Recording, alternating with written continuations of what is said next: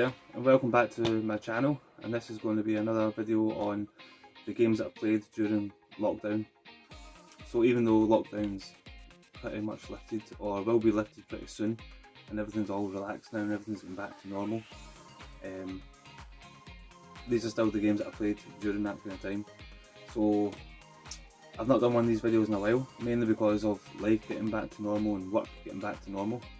I've not had so much time to play games, but I do get to play games as much as I can, like after work and things like that. So I've managed to, my tower of games now is sitting at 31 games for the year, so I'm quite chuffed with that, getting through a lot of the games that I wanted to play for a long time now. So the first game here is going to be Little Hope, so it's part of the Dark Pictures anthology. The other game in that series is Man of Medan, which I really want to play as well. I really like the look of that one. I've missed out on it, I don't know why I've missed out on it. And then the next one's going to be House of Ashes, I think it's called. You see a little teaser trailer when you finish this game of the next game, which looks pretty cool. But anyway, this game's really cool. I really like these style of games. They're kind of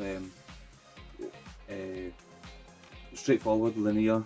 They're like interactive movies, so using the term game is quite loose. And this one's really cool. You start off in a bus with your teacher, and so there's a teacher and there's 4 college students, and you're going away somewhere, and your bus crashes, and then it leaves you abandoned in this little small town called Little Hope, or you're on the outskirts at least, and you've got to get into the town, and loads of creepy things happen, and it's really cool. It jumps between, I think there's 3 different time periods in it, and yeah, it's cool the way that the kind of characters interact with each other, and how they, depending on what you choose, affects the outcome of the game, affects the ending of the game, essentially. But I do really like it. It's got a really kind of cool Silent Hill kind of vibe to it. Not in the way it plays, but more the kind of aesthetic, the kind of the setting of Little Hope itself. It's kind of Silent Hill, and it's thick with fog, and it's really creepy. The creatures, the kind of monsters in the game are really cool, really well thought out.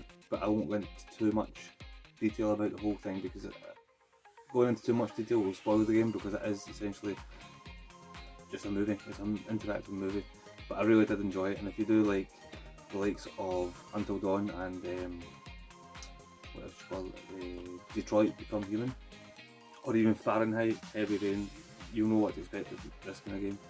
It's really cool. The story does grab you, and yeah, I do enjoy it. I really want to go now and get Man of Medan, and then I'll definitely pick up House of Ashes when it comes out. But yeah, Little Hope's cool. I really would recommend playing this game, playing this movie. It is nice.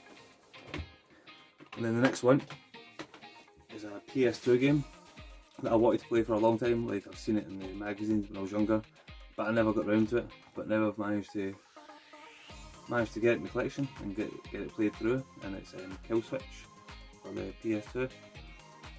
This game's really cool. The thing about the game is that there's not much to it. Once you've finished it, it's finished. There's no replayability, to be honest. It's a very simple kind of game. It's kind of a precursor to the likes of Gears of War and things like that, the cover shooter. I don't think there was many cover shooters out before this game, and this game kind of solidified it and made the game mechanics work really, really well. Anyway, the story in the game as well, it's kind of cool. I just think it could have done a lot more. So you play as Bishop, and you're a super soldier, and you're remotely controlled by just somebody called, I think it was the controller. And this technology is what someone's trying to get and sell onto like other military powers. But I mean, the controls are really, really good. The aiming's sharp, it's really responsive. The ducking behind cover, hiding behind the walls, popping out and shooting, it's really, really nice. I would recommend playing this if you have it, but I wouldn't expect I wouldn't go into it expecting a lot of variation. It is pretty grey, it's pretty brown, but like I said, the shooting's good, and that's what the game's all about, is the shooting and the AI. The AI is okay in it as well. There is a story here as well, but like I said, I think they could have done a lot more with it. I don't know if they could have done some sequels or something with it, because the whole premise of it could have been cool. But yeah, there was only one game and it was Killswitch. I would recommend playing it, but I wouldn't go out and buy it necessarily, because there's not much to the game, to be honest. But if you do have it, give it a blast. It doesn't take long. I think there's only like 6 levels or something like that. But yeah, it's cool, and the cover art's pretty cool too. So anyway, that was just a quick lockdown game video for 2 more games on my lockdown tower. I'm really enjoying playing my games at the moment. Still picking up a lot. The game I'm playing at this particular time is Silent Hill 4 The Room, and it's pretty cool as well. Not played a Silent Hill game in ages, so look forward to adding that to the tower as well.